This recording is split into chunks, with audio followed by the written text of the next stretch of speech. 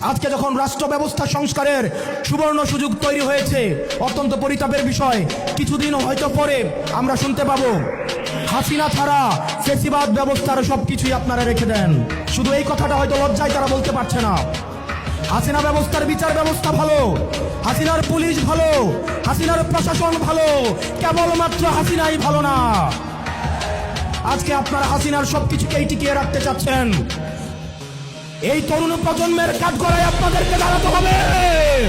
অসংখ্য লক্ষ তরুণ প্রজন্ম যারা প্রধানমন্ত্রী হইতে আসে নাই, শুধুমাত্র এই দেশটাকে ভালোবেসে রাস্তায় নেমে এসে বুকের তাজা রক্ত ঢেলে দিয়ে হাসিনাকে ভারতে পালাতে বাধ্য করেছে।